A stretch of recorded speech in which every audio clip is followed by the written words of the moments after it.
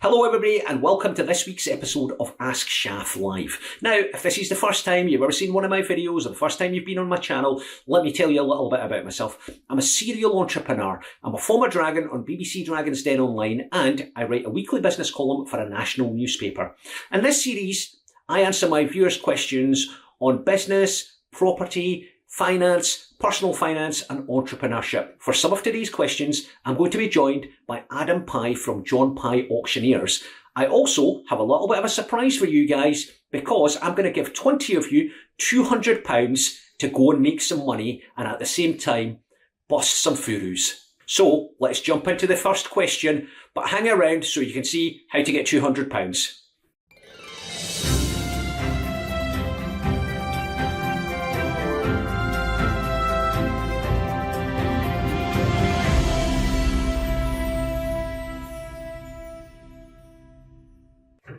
Okay, first question from LR. Out of interest, do you make any revenue with this YouTube channel? I've heard people say having a channel is a good way to make some additional income, but I've never heard the numbers you can earn with a channel with your amount of subscribers. LR, there's three ways I understand of making money from a YouTube channel. The first one is advertising, where you switch on advertising. And to be honest with you, I haven't bothered switching on advertising because my YouTube channel, as I've explained in previous videos, originally started off as answering a few questions that I was asked on a regular basis by either the readers of my column. So my readers of my column would email in with business problems. It's things like, Shaf, how do I brand a business? Shaf, how do I think out of the box? And rather than answer them all, I created a little YouTube channel with a video on how to think out of the box, and I just sent them a link. So that's how I used to deal with my business problems. That came into my column. When the lockdown came, basically, I decided to put a lot more effort into my YouTube channel because I quite enjoyed it. So basically, I'm doing this as a bit of a hobby, so I haven't turned on the advertising. But what I will do is I'm going to throw up a screenshot from Social Blade, which will highlight how much money I can make from advertising. The second way you can make income from a YouTube channel is sponsorship. Now, I have got absolutely no doubt whatsoever I could get loads of sponsors for this channel. So there's half a dozen legal firms that would sponsor this channel. There's half a dozen firms of chartered surveyors that would sponsor this channel. There's probably half a dozen financial advisors that would sponsor this channel.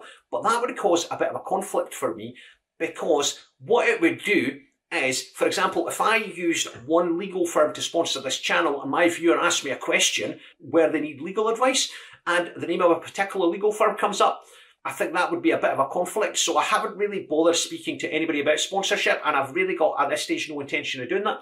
The third way you can make money from a YouTube channel is obviously to sell courses. You'll see a lot of the property gurus that are out there. They've got a channel, they give you a little bit of information, and then they say, oh, come and get my course, and here's a discount to get X amount of money off. So none of that works for me. Notwithstanding this, I haven't decided what I'm doing with my channel at the moment because at the moment I've got loads of free time. So I've got loads of free time, I've got no meetings to go to or anything like that. So I can spend time creating content like I'm doing right now. But when I go back to work properly, when the lockdown ends, I won't be able to do this.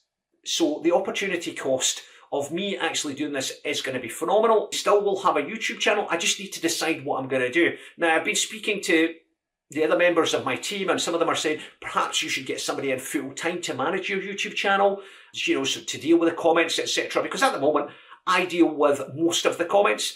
So if I do that, I may well turn on the advertising. If we decide not to do that, I won't. I just haven't decided at this stage. But in terms of, am I making any money from this YouTube channel? At the moment, I'm not. Will this change in the future? It may well do, depending on what I do with the channel. Carl Fielding, good video, Shaf. You should get Mike Winnet on and talk about Furus. I shot an interview with him before the lockdown. I'm sure he'll edit it at some stage and he'll put it up. That's quite good, and I actually talk about Furus and all that sort of stuff.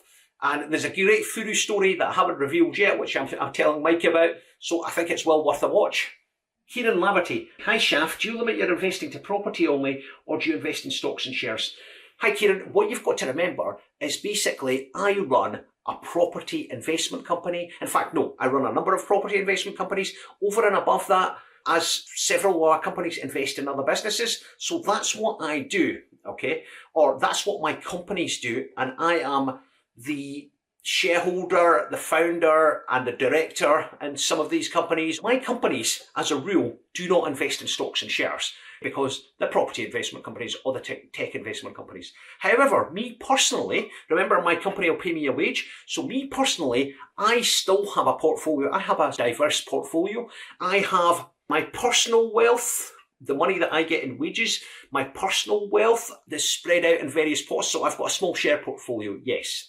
I do invest in stocks and shares, but my companies don't.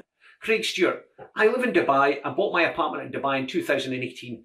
It's currently gone down around 30% in value. I'm thinking of buying a second property in the UK, but I don't live there. Do I average down and buy a second property in Dubai or go for a more established market? Craig, and starting from about 2004 onwards, I had a lot of, or my companies had a lot of property in Dubai, and the losses we suffered in the last recession were absolutely eye-watering. A friend of mine once told me, when I spoke to him about a similar situation, and this is a really well-known entrepreneur who's got lots of experience, he told me, Shaf, the first loss is the best loss. So under the circumstances, I probably would advise you not to buy another property in Dubai. I would probably advise you to buy it in a most established market like the UK. That's what I would do personally, but I am slightly biased in that I don't particularly like Dubai anymore because I've lost so much money there in the last recession. Dan Lindsay. In a couple of your videos, you mentioned that a good way to start out in property is to buy a property that needs work or has the potential to be split up and build a second property on the same plot. To secure a property like this, would you need to purchase it in cash or would you be able to get a mortgage? Dan, the first thing is, remember, what I suggested is you buy this as your principal residence, i.e. you buy it as your home. So you don't need to purchase it for cash because you would just get a mortgage. Essentially, you're buying a property that needs some work done to it, or it has a large garden where you can build a second house, and no, you don't need to pay for it in cash, you would just get a mortgage. That's the beauty of what I was suggesting and what a number of people that I know have done as their first step to get into property. If you're getting a mortgage, what would be the best option in terms of reducing the amount of overpayment charges when you come to selling it? I think to answer that question, you would just need to go to a mortgage broker, explain to them what you're trying to do, and I'm sure they will come up with something that works for you. Third one, also, if you build a second property and sell both properties separately, would you pay any capital gains tax? Right, okay, this is where it gets slightly tricky, right? And I think what I'm going to do is, because in this episode I've had a number of questions to do with what I've suggested in the past, is I will do a separate video for this. I'll just add it onto my to-do list. So it's probably video number 6 on my to-do list, which has been suggested in the Ask Shaf Lives. But don't worry, the very first one will be coming out in the next week to 10 days. But what I would say to you is, if you sold the plot by itself, in my opinion, there would be no capital gains tax. However, if you built a house, okay, if you built a house and then sold the house, there would be capital gains tax. But there is a number of ways you can get around this, and one of them is to create an SPV. I think it's out with the remit of this video because it's quite a lot of explaining to do, and I need to throw up a few diagrams on the screen, etc., and show you examples. So it's out with the remit of this video, but what I will do is I will do a dedicated video. So please subscribe to the channel, hit the notification bell, and as soon as it goes live, we'll tell you about it straight away, but I'll definitely get it on my to-do list, okay? Thank you. Danny Murphy, Shaf, what's your opinion on assisted home sales? This is where someone has a higher value house, both in need of modernisation and development. Under an assisted sale, the owner moves out and the developer takes control of the property, modernises it and builds an extension. The property is then sold and the proceeds divided as per the agreement. To me, this looks like a potential win-win because the seller gets a better price and a share of the profits from the redevelopment. The investor saves the stamp duty plus the heavy cost of financing the property. Obviously, this is all done under a legal agreement with a set exit plan, outline of work and timescales. What do you think? Danny, in principle, this can work. I don't want to basically say, yeah, this is great, because there's a number of caveats I would put in there. As in, first of all, the homeowner needs to get independent legal advice. They need to get advice from a surveyor. Providing they've got genuine independent legal advice, they've got advice from a surveyor, basically, as to what the end value and the market value is, and the homeowner is protected. I think this can work as a strategy, and I think it's just a sort of spin-off of the BRR strategy, which I've also said in the past works. Again, I'm planning to do a video on the BRR strategy. I've got it on my to-do list, and I'll get onto it in due course. Grandeur Vega.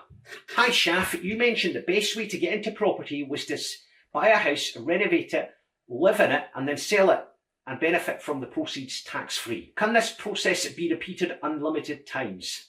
Grandia, what I'm going to do is I'm going to throw the official guidelines from HMRC on the screen. That's them coming up now. So while I answer your question, you'll be able to see the guidelines. Now, can this be repeated unlimited times? Yes, it can be. Yes, it can be. But as you can see from the guidelines, I've just highlighted the relevant bits from you here. If your purpose is to do this as a way of avoiding tax, it can't be. So what I've suggested in the past is your first home that you buy, cut your teeth in that home by buying something that's slightly run down, you renovate it. When you do eventually sell it, you benefit from the profits and you gain experience. So subject to the caveats I've put on the screen, it can be repeated unlimited times. Is there a minimum length you have to stay in the property for it to be considered your main residence, or do you just have to be living in it while selling it? Now, basically, there's no official hard and fast guidelines here. It's down to the quality of the residence. So there's some guidelines, there's some previous case law. I think it's down to the quality of the residence. Some accountants say it's 6 months. Others say it's a year that you need to stay in it. So genuinely, it needs to be your principal home. You can't just get around it by, moving in for a couple of days while you're selling it. That doesn't work. It genuinely needs to be your principal home. But I think as I'm being asked so many questions about this, what I will do is I will do a detailed video about this so you guys can understand what I'm talking about. Can this be done through a limited company? Absolutely not. It has to be your principal home. And if it's a limited company, that sort of blows that argument out of the water. Can this be done with 3 people pulling the money together? Again, just refer back to my answer for the previous question. But as I've said, I'm getting so many questions about this now. I am going to do a detailed video about this, so watch out for it, guys. Idiot's Guide to Property DIY. I have a small residential portfolio. How would I make the first step to finding someone to talk to about commercial in my area? Okay, I feels a bit weird calling you the Idiot's Guide. So I think the first thing you have to do is realistically, you need to make an appointment or to go and have a meeting or a call with a chartered surveyor. And I would just drop them an email, because remember, chartered surveyors and commercial property agents, they want your business. That's what they do for a living. So I would drop them an email, give them a call and say, look, my name's such and such. This is what I do. I've got a portfolio of 3, 4, 5, 6 residential properties. I want to get into commercial. Explain what you're trying to do and have a chat with them and see what their advice is. I think the next 18 months is going to be a great time to buy commercial property, because commercial property comes down first in value, especially if it's vacant in a recession.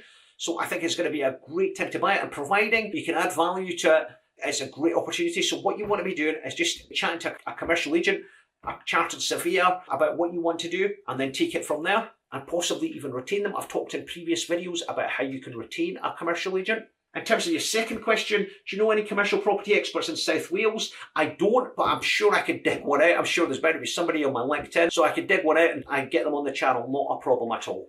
Kev, RS4 Audi. Kev's a joiner. He's been renovating and letting out property for some time. He's done a few new builds from land. He always buys where he can add value. He's now finding it more difficult to get properties as there are so many new people trying to get there. He's got great cash flow from his buy-to-lets. And he's finding all the tax implications are just making margins a lot smaller. Is there any other avenues you can recommend?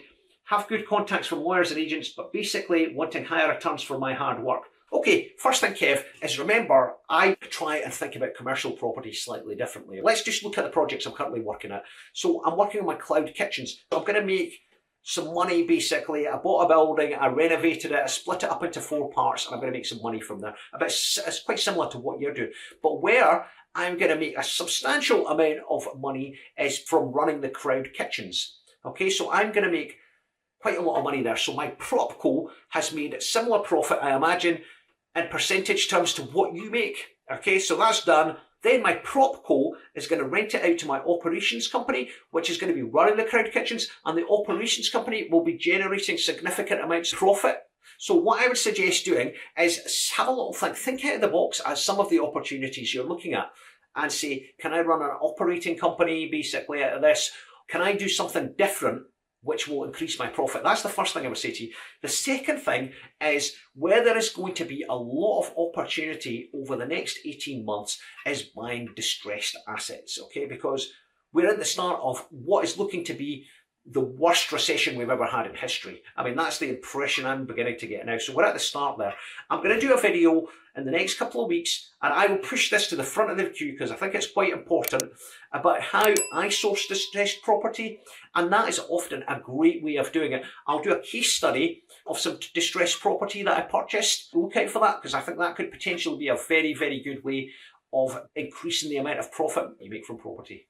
G. Michael PPP. I've been watching your videos on crowd kitchens. I live in Cornwall. There are no crowd kitchens, but we have lots of chefs and restaurants. Just some advice. How would I conduct market research to see if there is an opportunity? I've previously talked in some of my previous Ask Shafs about how I did the research for my crowd kitchens. But you know what I would do in your case, G. Michael, is essentially I would go on to Uber Eats, I would go on to Deliveroo, and I would try and order some food in your local area, and I'll give you a list of all of the companies. Now, these people are your target clients. I would just pick up the phone to them or drop them an email, give them a call. Hi, this is who I am. This is what I plan on doing. Would you be interested in renting a crowd kitchen? And that will provide the market research you need. It's as simple as pick up the phone to them. And you've got a list of prospects straight away by just going into these apps. Jordan Brown. I'm currently looking to make my first investment with around 20k. I've weighed up investment in both in the stock market and property. Would love your recommendations on which asset class I should delve into. I've talked about this in this video already. In terms of my personal portfolio, let's leave aside my property companies and my investment companies. In terms of my personal portfolio, I try and diversify my risk. If you're not interested in becoming a property investor and you're just looking to invest the funds, I would suggest splitting it up into a number of asset classes. Just refer back to my previous answer. I think that'll answer your question for you. Right, Kev RS4 Audi. I'm doing my first office conversion. Kev's question is, do I need to get a new name or trade under my own name? I've been thinking about buying a domain for some time. My Facebook and LinkedIn are in my own name. So essentially, what you're asking me is, how do you use a trading name?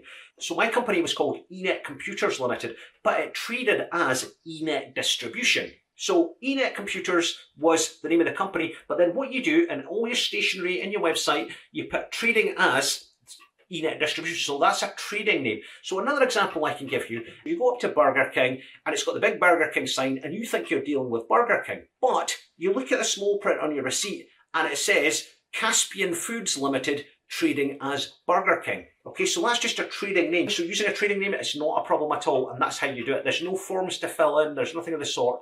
You shared that you use due dil to estimate the credibility of a company before doing any business. Do you know a useful website to analyse the areas for residential property investment? Constantine, to be honest with you, I have a substantial residential portfolio, but my deals for residential are generally brought to me by agents. So from chartered surveyors, property solicitors, etc. They will basically do all the research for me and provide me the details. So I don't really need to use these research tools. So I'd be lying to you if I said there's this one or there's that one. But if any of my viewers know of any research tools, please stick them in the comments below. Really appreciate that. Thank you. Look, this is a brilliant channel. Lots of good advice. What's your opinion on the buy, refurb, refinance and rent strategy? Do you think this is a good option for someone that is just getting started with property investment to build a portfolio? Can you recommend any other good sources of property education as an alternative to listening to the property Furus? Okay, let's do this one at a time. BRR, is it a good strategy? Yes. To an extent, every single property entrepreneur does this. Okay, and a previous episode, I've had John McGlenn in and we've talked about this strategy, and essentially that's what he does, that's what I do as well. Now, I'm planning to do a video on this. I have an Ask Shaf Live special video coming up in the next probably 10 days, and this, to a degree, examines BRR. I will do a detailed BRR video, but check out the Ask Shaf Live special that's coming up, and that will basically look at the strategy. Do you think this is a good option for someone that's just getting started with property investing to build a portfolio? Absolutely, because that's what I did. That's how I built my portfolio. That's how most successful property entrepreneurs build their portfolio as well. So I think it is a good strategy, yes. Could you recommend any other good sources of property education as an alternative to listening to property Furus?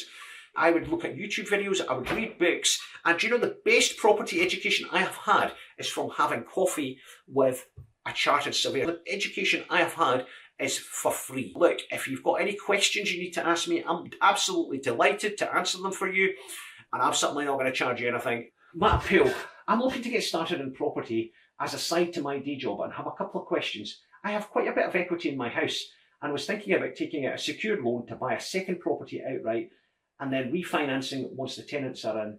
Would this be wise given the current climate? Also, when financing a buy-to-let, would you get an interest only to give you more cash flow or capital so the tenants are effectively paying off the underlying asset mortgage?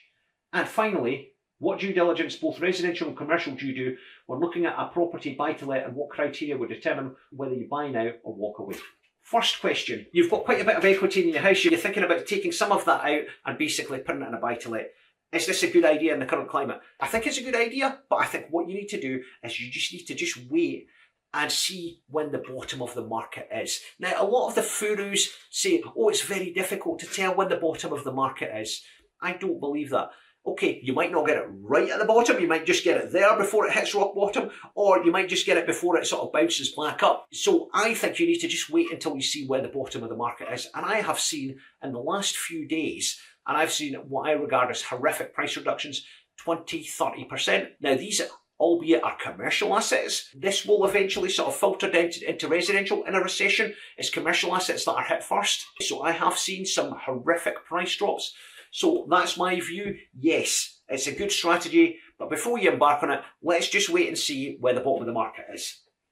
Also, when financing a buy-to-let, would you get an interest only or a capital repayment mortgage? So Matt, in my previous video, a serious property investor, a person that is building up a portfolio, will always get interest only because it gives them more option, it gives them more income. If this is the only buy-to-let you're ever going to have, you're never going to get another one, you may want to look at capital repayments. Essentially, what I advise people, you can get a different view of somebody else from this, but this is my personal advice, is if it's your own home, yeah, make it capital repayment. If it's an investment, do it interest only, because no doubt you will want a second investment at some stage, and you just want the additional income to be able to reinvest into your second asset. So that's my personal view, but you may want to get somebody else's view as well. Third thing is, what due diligence, both residential and commercial, do you do when looking at property to buy? In terms of commercial and residential, this, if I started going through the due diligence process, this would probably take up the whole of this video. In terms of commercial due diligence, check out my Get Real Estate series, which is on my YouTube channel. I've already said I will do a video about how to buy a buy-to-let, what due diligence to do, etc. It's probably third or fourth on my list. I will get around to it. I'm sorry, I'm just a bit behind in terms of videos because I promised I'm going to do quite a few of them. But you've got to remember, being a YouTuber is not my proper job, but I will definitely get around to it. So, as soon as I do that, I will stick it on the channel, okay? So please subscribe, hit the notification bell, and I will give you a detailed video on that subject. I remember you saying that getting into commercial property was difficult. I currently rent a couple of buy-to-let properties. What would you recommend for me to get into commercial property? In previous videos in my Get Real Estate series, I've said getting into commercial property is difficult. The reasons why it's difficult is, one, if you're a new entrant to the market, they will want to ask you, in terms of LTV, for quite a high percentage. Your LTV might be 50, so it's difficult in that sense. The more of a track record you develop, the easier it will become. So, that's the first thing to remember. Now, I talked about my friend. My friend has a huge residential portfolio, and he saw that I was doing quite well in commercial property. Now, he had a lot of equity in his residential portfolio, and he had a chat with his lenders. And he sat down with his lenders, and he started talking about commercial property. And he was talking about, yeah, I want to buy vacant property, I want to do this, I want to do that, I want to do this. And he talked from what he thought was the process, and it wasn't. And his lenders became very, very nervous about it. They became very nervous, and he was asking for a substantial amount of money, and his lender said, look, we've got no problems in lending you money for residential property, but we're not comfortable with lending you this amount of money for commercial property. So what my friend has now done, he has bought a very, very small commercial property, literally for cash. I think he's paid about £80,000 for this property. Now, he's bought this at the beginning of the year, and he's planning on refurbishing the property, letting it. Once he's let it and got a tenant in there, the first thing I would do is arrange to have a call with 2 or 3 chartered surveyors in your area. Pick up the phone to them and explain to them what you do. Just say, look, my name's Mike, I'm a landlord, I've got 2 or 3 residential properties, I want to get into commercial, and I am looking for X. Explain to them exactly what you're looking for.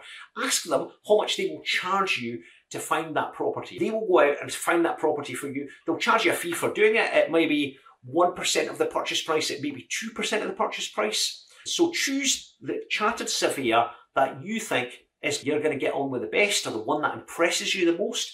They will go out and find that property. They will give you a number of options. I've addressed this in my previous video. So they give you a number of options. They'll give you a detailed report. Choose the option you want to go for.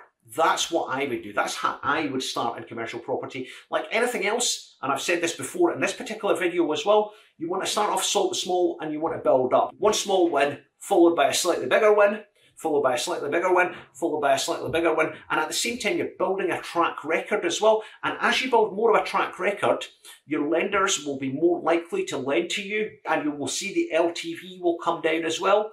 That's the way I would do it. So guys, I think I'm going to take a break at this stage and get Adam Pye on a Zoom. When he's on the Zoom, I'm going to put a proposal to him to see if he'll help me out in my battle against the Furus by giving my viewers £200 each. So Adam, listen, thank you for coming on the YouTube channel. So my viewers probably don't know who you are and what you do. So do you want to just tell us a little bit about yourself and then about your business, or your business first and then about yourself?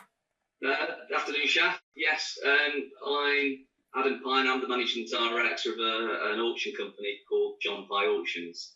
We have 22 facilities around the UK, including Scotland and Wales, and we sell mostly government assets or return stocks and properties. How long have you been doing this for, Adam?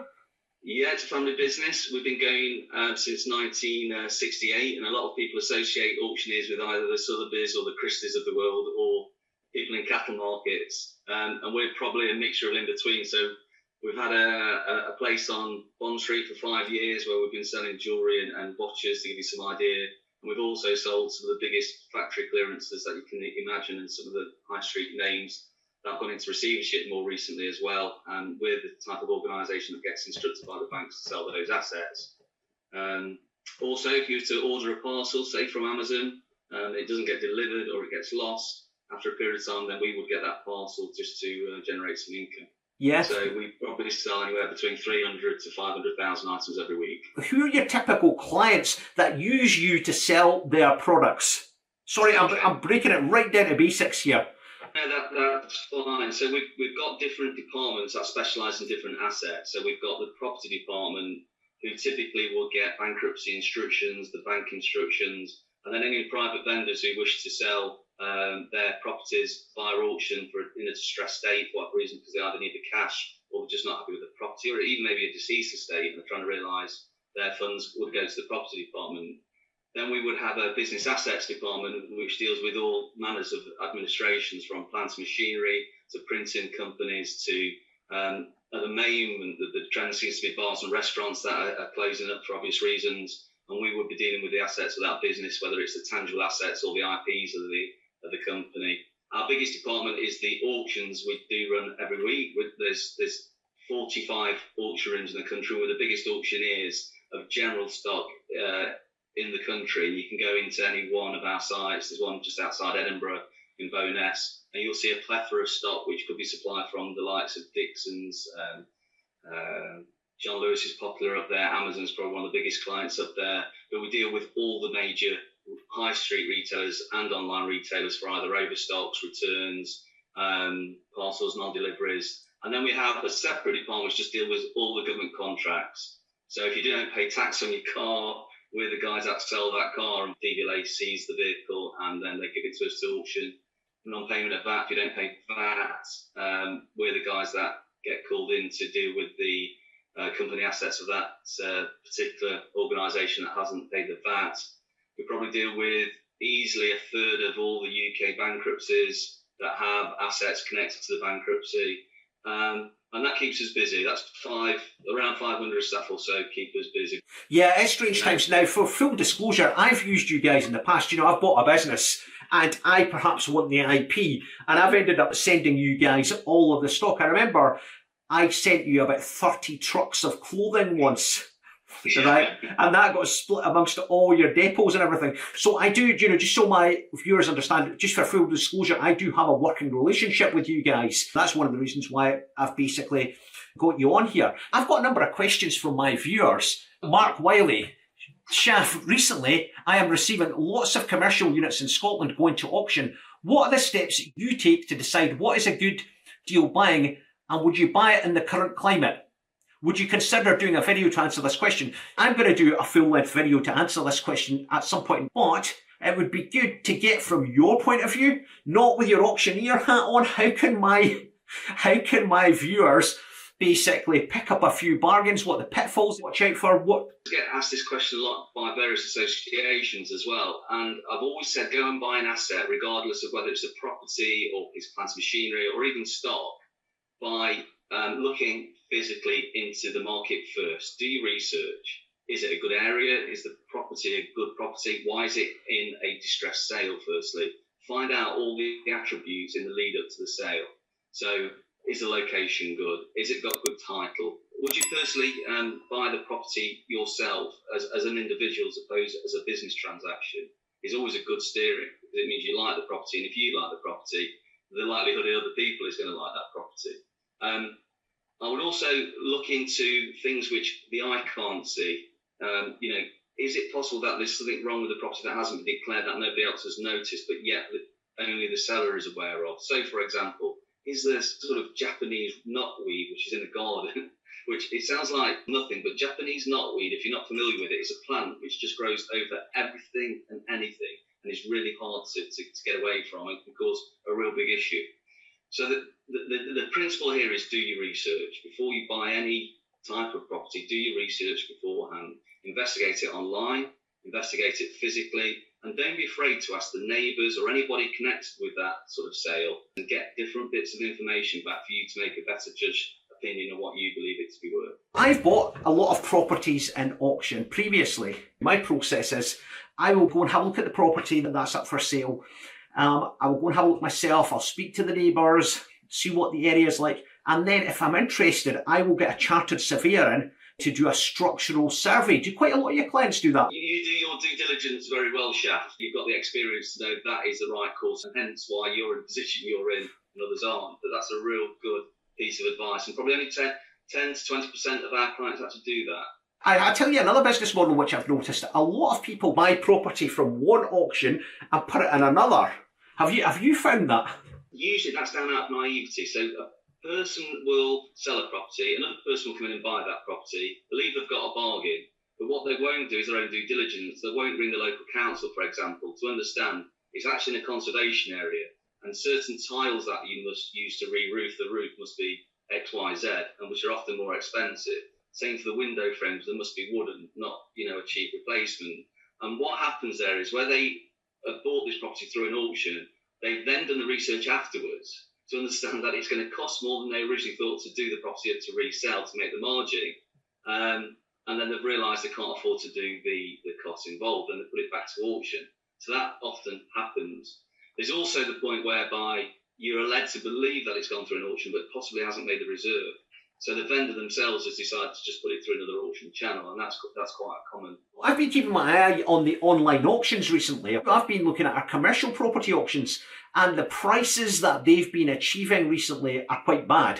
Do you see this carrying on, that vendors are not going to meet their reserves, or they're going to go for a lot less than the reserves? Is this something you see going forward? There's been a trend with small commercial properties being a little bit more unsettled in the marketplace. People don't know whether they're going to be able to open up if it's a shop, a cafe, a retailer, those small high street type shops.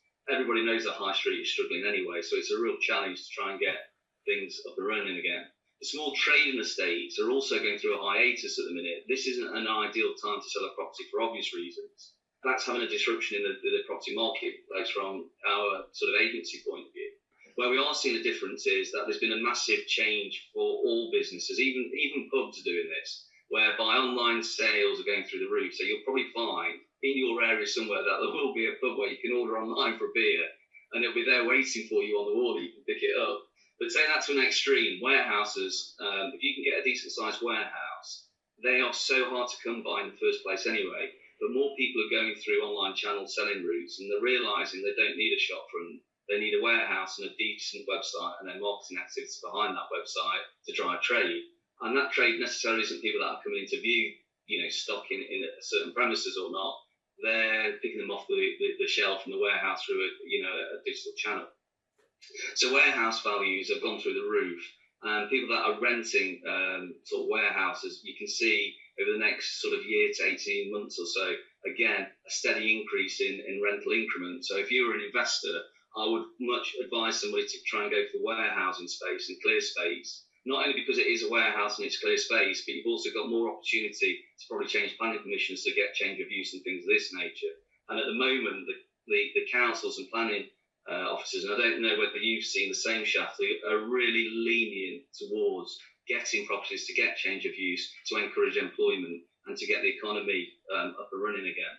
But as far as investments are concerned, there is definitely the smaller properties, there is a little bit of a strange time. When I say strange time, I'm not just talking in the last couple of months. I would say literally from Christmas time, and I think this is going to last realistically and probably change for the worse up until August, September time. If you've got properties with sitting tenants tied into a lease agreement, of course, that's completely different, and you find the value of the lease as opposed to the bricks and mortar solely.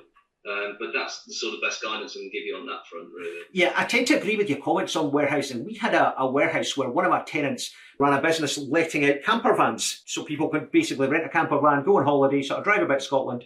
And they emailed us and said, look, our business is decimated, would you let us out on lease? So clearly there was no point in us suing the business or anything like that. And we said, look, we're happy to do that, not a problem at all.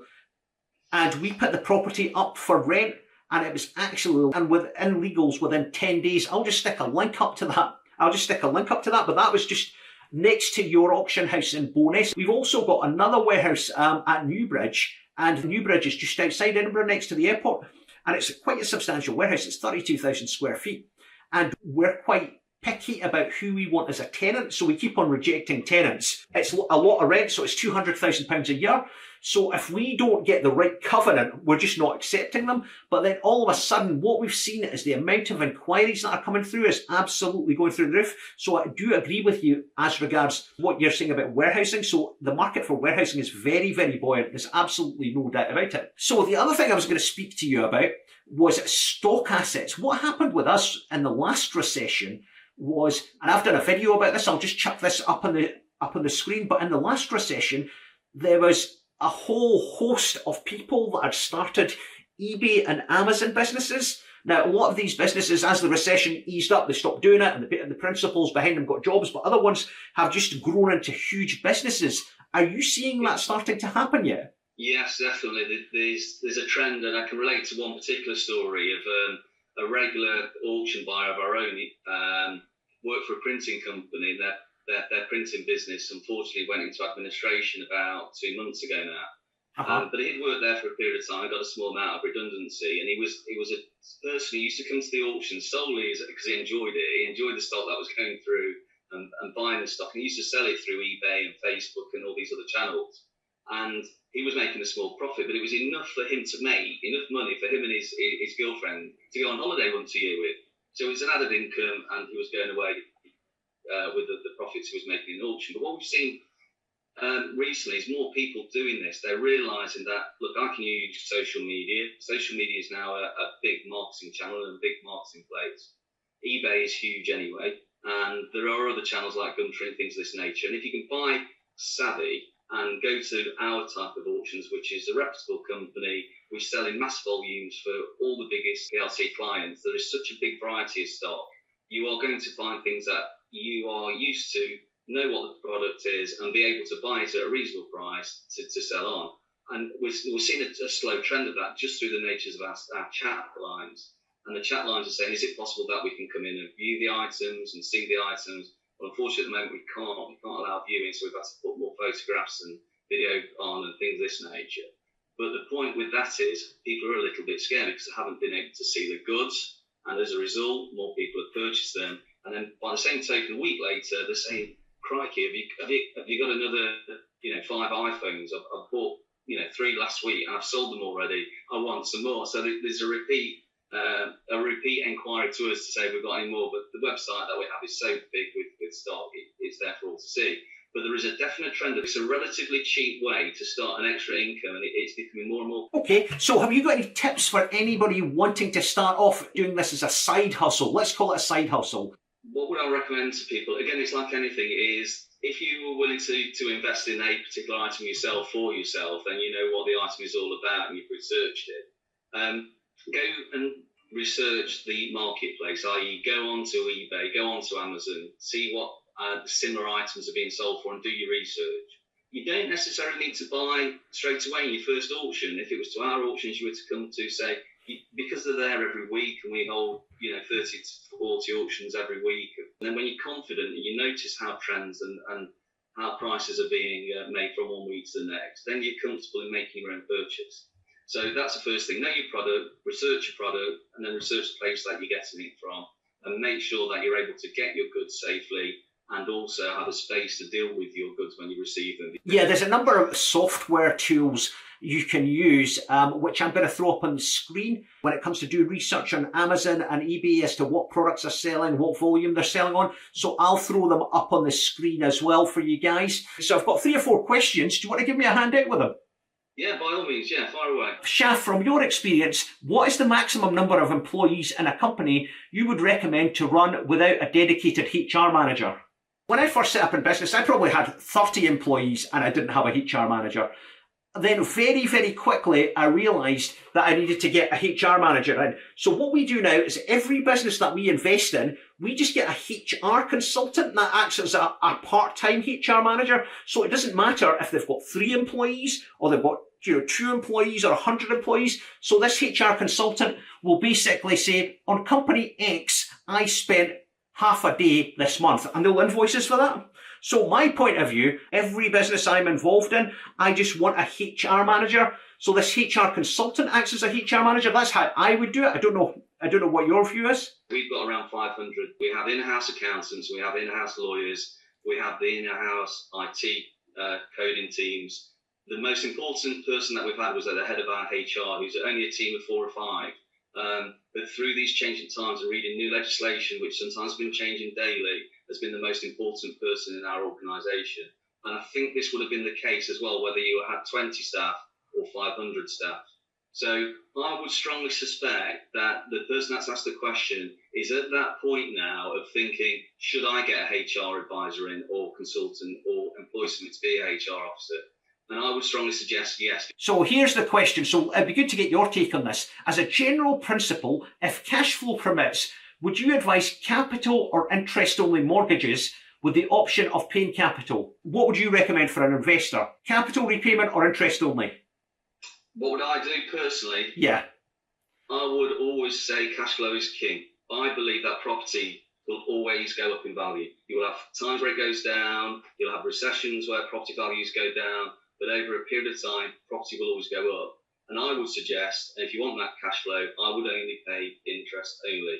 Interest has never been so low, but I would suggest interest only, because if you've got enough cash, you might be able to buy 2 properties and afford to pay them both back on an interest only if the bank are willing to lend you on that amount. You put a big enough deposit down, rather than just buying one. So it gives you a bigger opportunity, your cash flow is there, and it also leaves you a cash bank to be able to do bits of the property also in possibly doing them up, for example, or doing more marketing on that property to get a tenant in or to resell it again or whatever you bought it for. We also have our own separate property company, and we own around 1 million square foot of properties up and down the British Isles. So we're familiar with property, and all our properties are interest only. So where our head office is, what we paid for that is probably 5 times what it's worth now. We've still only been paid interest only. So the fact is, if we ever want to sell it, we've still got that main chunk of what it should have been when we first bought it years and years ago. But the reality is it's worth 4 times more than that. And in all that time, we've been paying a proportion of what we could have been paying on repayment only, albeit I do know that the main piece of capital would have gone down, but not enough to us warrant to pay the capital back. Brilliant. Here's a question. Did you buy that property in auction? Well, in a closed door auction, actually. It belonged to Greenhalgh's. It's a brewery. It's our head offices. And it was us and Tesco's it boiled down to in the end. And we bought that. But no, it was a sort of a tender sale, actually, yeah. Oh, well. Okay, next question. You've already answered this, but I'm going to ask you again. Do you still feel commercial property is the way to go? I wouldn't get involved with domestic properties. That said, there are so many people that make so much money in domestic properties. But the problem with domestic properties is it's too personal, where business properties is a lot more arm's length, and the decisions are made by a group of a board or shareholders, etc. If they become your tenant or if they want to purchase it off you. So the decisions are usually more judged, and you can also get more issues with tenancies, with smaller properties, more headaches, and there are more health and safety restrictions with domestic properties. But me personally, if I could, I would steer towards commercial properties. Brilliant. Are you the same, Shaf? Exactly. Yeah, my portfolio is, I have a propco which owns residential property. At one stage I had, hang on, let me just take this call. It's all right. Murray, can I call you back, mate? I'm just on a Zoom. At one stage I had about 200 apartments in Edinburgh. I've sold 3/4 of them off, and I've just kept a really core portfolio which has got really good assets in it now. And then the bulk of my portfolio now is commercial, and I try and buy property where I can buy it and add value to it. So I've got a core commercial portfolio which we just keep for income. It's just good solid tenants. Then I have a trading portfolio where I try and buy property that I can add value to, whether it's by dividing it up, renovating it, renegotiating leases, whatever. And then once I've done that, I'll then decide, do I want to keep this as a core asset or do I want to sell it? And generally I end up selling them because I bought it with the purpose of trading. So the plan I have is I want to get in and out of that particular property tops within 5 years. So that's the strategy I work on. I think also it's worth pointing out, Shaf, that there's a lot more people with lesser pounds in the pocket than thousands of pounds in the pocket. So smaller residential properties, there's always going to be a bigger market for them as well, as opposed to a £1 million mansion, for example. So if you're able to get it, the margins might be smaller when you buy it to flip the sale quickly, as you just mentioned. But there are a lot more people willing to buy and able to get a mortgage to that property as well. Yeah, so it's a good point there. I think most property entrepreneurs that I know start off doing residential, and then after a period of time, then they do a small commercial deal, and then a slightly bigger commercial deal, then a slightly bigger commercial deal, and they've made good money doing the commercial deal. So they're like, do you know what? I'm going to get out of the residential property or reduce the size of my portfolio and put more into commercial. I think that's the general sort of way I've seen this happening over the years. Right, here's another question. Michael Evelina. I'm going to start some trading businesses with an assumed profit of 20 to 28% of the final price. Is it worth the hustle? I have work to do, but it's mainly processing orders and posting them. 28% is... It depends whether that's your net profit or whether it's your turnover. 20%. Yeah, 20 to 28%. But net. He doesn't see that. He doesn't see that. If it was net profit, definitely. I mean, most companies that we deal with and look at the books for when we're doing valuations for the banks of trading business, if they're turning over a net profit of sort of 9% upwards after all costs, etc., then that's a good trading business. So if they're suggesting that they're going to buy an item for £100 and sell it for £120, is that worth doing? Well, yeah, it is. If it's in volume, that you can make it pay for yourself and whatever you think is a reasonable amount of money to pay for an item, then sell it on for. To be honest with you, if it's a net profit, it's phenomenal. One of my businesses, Enet, that turned over £60 million from recollection, and it made net profits of 2.3 million. So that was a phenomenal business. Net profit, it's brilliant. Gross profit, yeah, I know people that work on gross profits at 20%, but they do huge volumes. Yeah, exactly. Would you prefer to have £1 million profit from selling £1 billion worth of assets, which has made you just a small percentage, whatever it is, 0.1% of a turnover? Or would you prefer to have, £100 profit from buying something for £50 and selling it for £150? You're always going to go for the £1 million because it's relative. The other thing Michael touches on, he says, all I have to do is process orders and post them. Now, I've got an e-commerce business that I've got an investment in, and they don't post the order. We outsource that, so it's a really easy business. It turns over a lot of money. The staff do not touch the stock. It's a third-party fulfillment company that does all of that. At 20% profit, I don't think there'd be enough money in it unless it's a high-value item. If it's something that sells for £1 and you're getting 20p, There's no way you can use a third-party fulfillment company, but if it's something that sells for £100 and you're getting 20%, so you're left over with £20 out of that, you're going to pay £6 to your fulfillment company, so you're left over with 14, and essentially all you're doing for that £14 is literally doing a bit of customer service and maintaining a website. That could potentially work. So that's good. Michael's also got a property question. I answered something very similar last week, but it'll be good to get your take on this. I'm going to put an offer of 30% below for a residential property due to the current situation, uncertainty and credit risk. Is this an insult for a seller? Well, they can always say no. That's what I'm saying. I was like, when I make a first offer, if I don't feel embarrassed with the first offer, I've offered too much. Yeah, well, this is it. And if you weren't to get challenged on your first offer, then there is something wrong with your offer, in my opinion. So yeah. I wouldn't be afraid to go in at all at 30% less. They might say, well, I'm not even going to put that to the client. However, you must remember that all agents have got a legal obligation to put any offer forward to their client. So it doesn't matter whether it's even £1 or whether it's 30% less. The offer still has to go forward. So I would make the estate agents or surveyors work for their money, that's for sure. But no, I think that's reasonable. And there are different properties where, of course, if you were to go forward with 30% reduction, they're just going to laugh it in your face. But if you've got broad shoulders and you make sure your chin isn't made of glass, that's fine. Go for it. This is a good one. Chad Daltrey. I have a question about pricing and workload. I'm starting my first business, but it requires a lot of customer service and organisation. I'm stuck on pricing. I've calculated all the costs and my profit margin, but the real question is, will I be able to handle the volume of my customers? So here's the question. Is it better to price higher to be able to get someone to help, or just go slowly but surely until I understand the workload so I can price the service accordingly? I would suggest if you start off low and then increase your prices thereafter, there will be certain customers that drop out. If you take the mobile app marketplace, I don't know if people can remember, but when apps first came out, there was these very clever people who went to the extent of developing an app, which was all in advance. And I don't know if people can remember this, but every app that you had to get, you had to purchase. It was like $1.99 or $5.99 or whatever it was, but you had to make a purchase. Soon, over a period of time, and I mean within 18 months, what tended to happen was freemiums crept in. So rather than charging for the app because they were avoiding the sale, people were doing it for free to get the custom, to gauge the custom, the volume of customs, and then putting add-ons into the app to get their income in that fashion. The point being is it's always good to get your customers on board, relate with the customers, and then change your prices accordingly. In my opinion, if you're going too high and you don't get any customers, you haven't got the feedback either from those customers that you've lost because you don't know you've lost them. That's my opinion. My take on this, it's a lot easier to drop your price than it is to put your price up for a service that you're providing.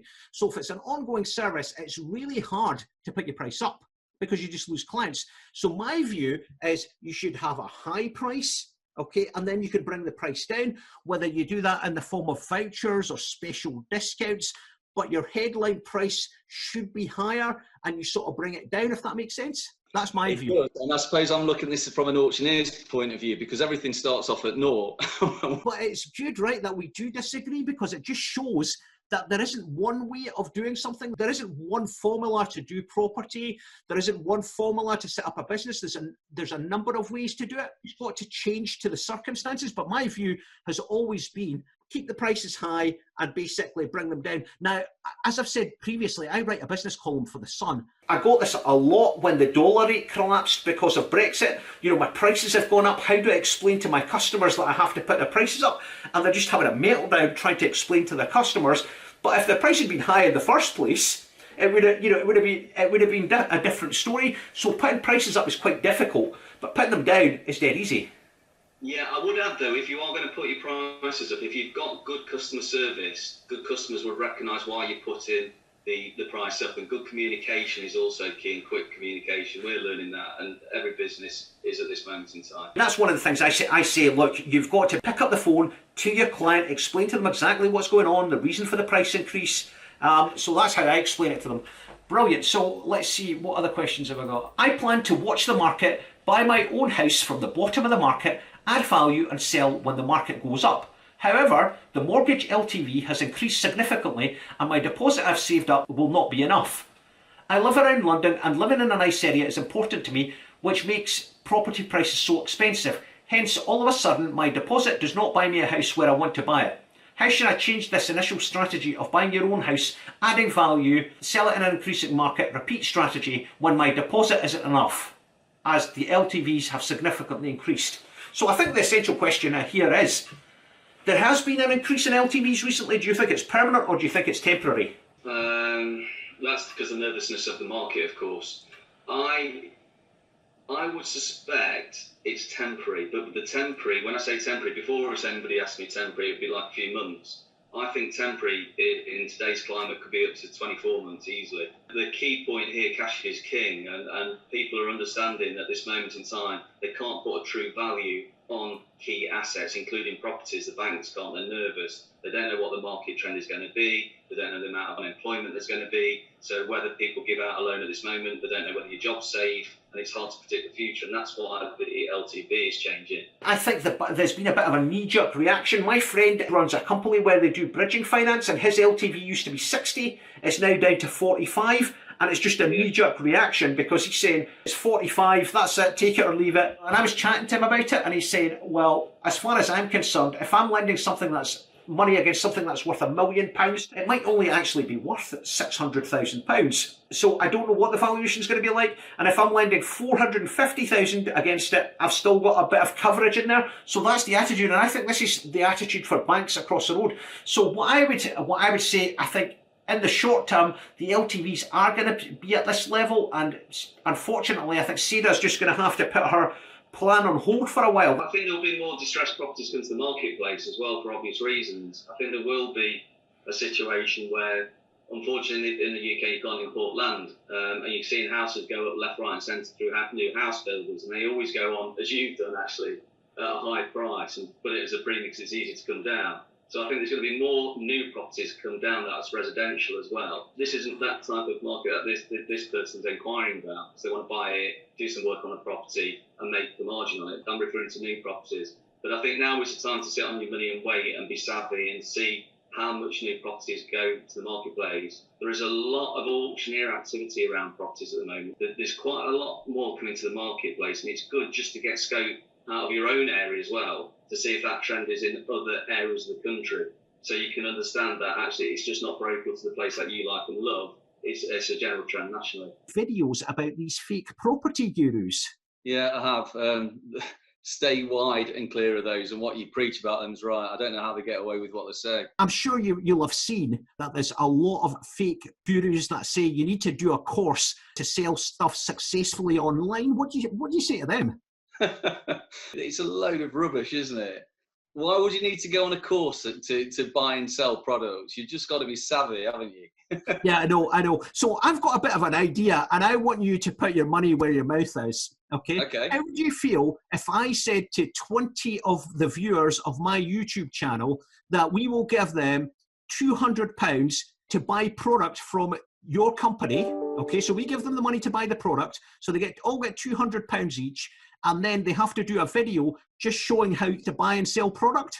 How do you feel about that? Yeah, that's exactly right. It is easy to buy and sell products. So you're saying to me that we give 20 of your subscribers £200 to be a Del Boy type person, if you like, to come and buy, do the research, buy something cheap, and then sell on, post videos and do a diary of it for you, and see who makes the most money out of the 20. So they keep the profits, obviously. So we give them £200, they keep the profits, and then the winner will give them another £250. Okay, sounds a deal. Yeah. Anyone can do this. Anyone. You don't need to go onto these gurus. I don't know how they get away with it, but anybody can trade, whether it's physical or online, whether it's on eBay or Facebook or Amazon, for example. Anyone can do it. This will demonstrate. Yeah. Good. I love this. This is a typical Shaf plan. This is brilliant. Okay, excellent. Right, that's brilliant. So I'll set this up, and if it works, we can do it again at another point in the future. Yeah, but let's trial it this time, and we'll take it from there. Yeah, no problem. Let's prove these so-called gurus wrong. Anyone can do this. Excellent. Perfect, Adam. Brilliant. So anyway, listen, I think that's the end of our questions. It's been really good getting an insight from you. I know you're super, super busy. So thank you very much for that. Have you got any final words of wisdom for my viewers? I don't think any entrepreneur has ever made any money by keeping hold of the first pound that their father gave them. You've really got to be adventurous and go for it. If your heart says go for it and your brain, then it's a winner. Just go for it. You're going to have to be savvy, work hard, but just go for it. You will never know. And you will only learn by your mistakes also. So even if it doesn't work the first time, just keep going and go again. Brilliant. That's brilliant. Adam, thank you very much for that. Really appreciate it. And I'll catch up with you soon. And I'll let you know the details of our little competition. Let's get 20 people and see how they get on. Shaf, it's brilliant. a pleasure. Thank you very much. Excellent. Thank you very much. I'll catch up with you soon. Bye. Cheers. Bye. So that's the Q&A part with Adam over now. So I'll jump through the rest of these questions. Moel Arthur. I am currently renovating an old 4-bedroom house. However, I'm unsure whether to rent it out as Airbnb or a holiday home. The house is located in a rural area, so it wouldn't have the city business appeal. Also, I'm apprehensive about asking from an Airbnb management company, as they will want the money, so they will tell me it will work great as an Airbnb. Arthur, what you're asking me here is how do I do my due diligence on this to see if it'll work with Airbnb? Under normal circumstances, what I would say to you is go on Airbnb and have a look in the area that your property is located in and see if there are listings in Airbnb and what they achieve. But clearly that's not going to happen at the moment with the lockdown and the pandemic, etc. We don't know what's going to happen in terms of holidays. There's a recession coming. So you never know. I mean, people may just choose to stay in the UK and not go abroad for their holidays and have a staycation. So that might be good for you. The other thing I would do is I wouldn't write off speaking to Airbnb management companies. I would actually have a meeting with, there must be at least 2 or 3 local Airbnb management companies that work in your area. I would say to them, look, I'm interested in renting my property out as an Airbnb. How much will I achieve for it? What's your advice? And ask them to provide the backup evidence to show this. And if they say to you, look, we think it can achieve £100 a night, they will have to provide the backup evidence. Providing they can provide the backup evidence, that's fine. I would ask this advice from 2 or 3 agents. And then, again, choose the agent that instills you with the most confidence. That's the way I would do it. Notwithstanding all of this, we're in a really weird period with a recession, with a lockdown, all that sort of stuff. And you may not get any Airbnb bookings for a while. It may be 3 months, it may be 6 months. If the property's already refurbished, you may want to consider just letting it out for 6 months and then revisiting the whole Airbnb thing. So that's an option you may want to consider. Murid, Shaf, when looking at buy-to-let mortgages, what type of agreement is the best? Interest only or repayment? Murid, I've already literally just dealt with this question, okay? I've just dealt with this question earlier on. I've answered that question for Matt Peel, so please just refer to what I've just said to Matt. Mr. Dewjob, an interesting question I've yet to see asked is what are the most common areas in commercial property that people make that seem to pop up all the time? And additionally, what are the costly mistakes that people can make when dealing with commercial property? Mr. Dewjob, I think this is a great question, right? Because I can answer it from my own perspective, but my perspective will be very, very different from the average person. So what I'm going to do is I am going to answer this question twice for you. I'm going to answer it on the basis of some of the mistakes that I have made in commercial property. So I'm going to answer it on that basis. And then what I will do is in a few weeks' time, possibly 2 weeks, I'm going to get one of my advisors who's a chartered surveyor to come on and basically answer some questions about commercial property and residential property, and we'll get his perspective on it as well. But from my point of view, some of the mistakes that I have made in commercial property are as follows. I've had concentration risks with a particular retailer occupying my properties. So for example, there was one retailer, I mentioned him in last week's episode, and I have held some of these properties in my core portfolio for 15 years. When I first bought the properties, this retailer was brilliant. The company was amazing, great covenant, but over the sort of 15-year period, basically, these covenants, in my opinion, they're rubbish. I walked into the retailer's premises and I was going, oh my God, what is this nonsense? You know, this business is basically going to have severe problems. And I ended up selling a lot of these properties out. So that was called concentration risk. is sometimes I can be quite optimistic about what planners will allow. So for example, I've bought a building in the past and I've thought, do you know what I'm going to do? I'm going to chop this up, I'm going to get a change of use for this, I'm going to do that, I'm going to do this. And I have bought the building, but then by the time the planners had a look at it, I've had to change my plan. Now, some of the costly mistakes I've made, I think the biggest mistake you can make is skimping on cost when it comes to professional advisors. For example, I once bought a building, I got a valuation on it, but I didn't get a structural survey. Okay, so we bought the building. When we needed to do some work, the amount of money we had to spend was absolutely eye-watering, and it nearly wiped out the profit from our deal. So from that perspective, had I spent £500 or £600 getting a structural survey in, I would have either walked away from the deal and never bought the building in the first place, or alternatively, I would have renegotiated the price. So that can be quite a costly mistake. Other costly mistakes when dealing with, to improve the covenant strength of a building, you want a blue chip tenant in there. You want somebody with the best covenant strength possible, because that will increase the investment value of your building. But sometimes what I've done in the past, I've forgotten how difficult it is to deal with these tenants. Now, we've done a deal some time ago with a blue chip tenant, and we had to contribute to the fit out cost. This was not a cost I had factored into my calculations. So on retrospect, I'd have been better off by the time you take into account the amount of money I've paid towards fit out costs, rent-free periods, the duration of the lease, I'd have been better off under the circumstances not going for a blue chip tenant and getting a slightly higher yield on that property. There's another common mistake. A mistake I made in the last recession was I got involved in a property transaction. And remember, I talk about in a recession, what you want to do is try and buy as close to the bottom of the market as possible. Now, in the last recession, I got involved in a deal for a property which was worth circa £600,000. Recession starts in 2007. A year into the recession, we managed to purchase it for £400,000. And we thought, oh yeah, this is such a great deal. We'll save so much money. A year further down the line, and that building was worth £200,000. So the VP value of that building had gone from 600,000 to 200,000. So it is very difficult trying to work out when the bottom of the market is. But if you can buy as close to the bottom of the market as possible, that is brilliant. And that is basically another common mistake, especially when it comes to buying property in a recession. So what I'm going to do is I'm going to get my guest to answer the rest of these questions, hopefully next week or the week after. And he will basically go through some of the common mistakes. And these will be mistakes which I think are so basic that I don't even possibly think about it, but because he's a chartered surveyor, he does this day in, day out, deals with hundreds of transactions, he'll be able to point them out a lot better than anybody else. Murdo Ross, Shaf, can you get an expert Scottish property lawyer to talk about all the property strategies?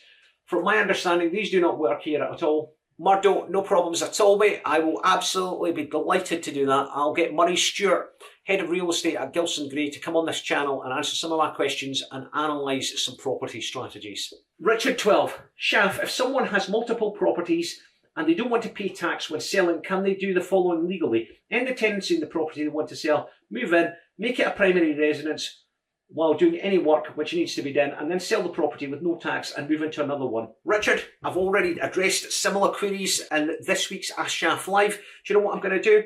Basically, I will do a detailed video on this. In the meantime, what I have done is I've chucked up the HMRC guidance on the screen just to give you a basic idea.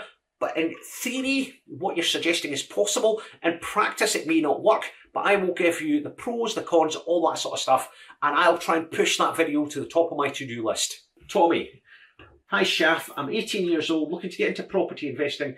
Is there any mentoring programs you would recommend? What are the essentials you would say I need to get started in property investing? Tommy, I've answered this question so many times in my Ask Shaf Live videos. I'm going to leave you some links for previous videos in the comments below, so I think you should go and view them. In terms of basically what are the essentials, what I would say is you need to educate yourself. Everybody, all these property trainers, they try and make out that property investment is this secret art.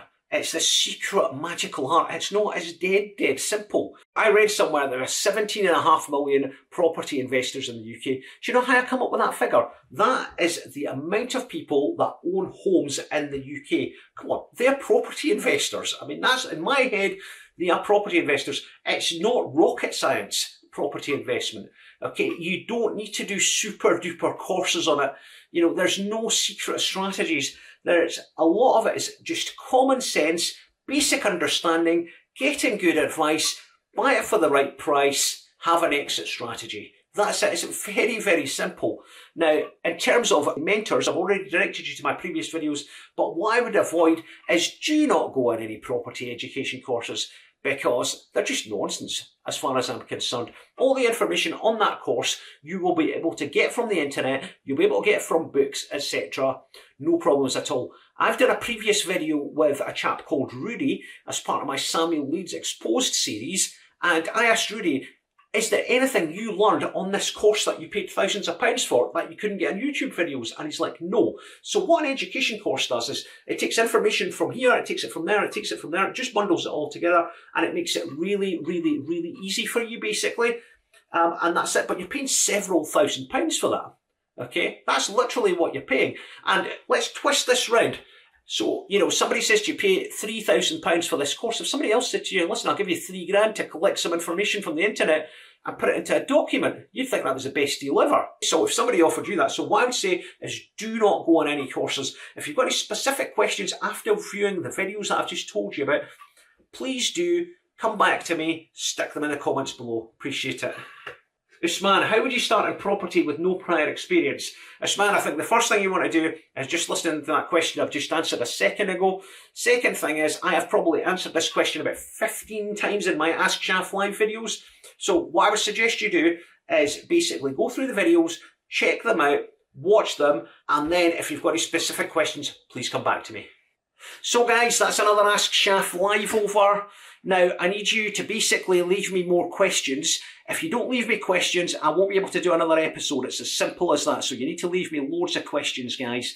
The other thing is, I need you to do me a big favour. I need you to like, comment, and to share basically this YouTube video. The more likes I get, the more comments I get, the more it'll show up in the YouTube search. And I'm sure you'll agree my videos are worth watching, and as many people as possible should really see them. So guys, thank you very much for watching till the end. Really appreciate it. Take care, and I'll see you next week.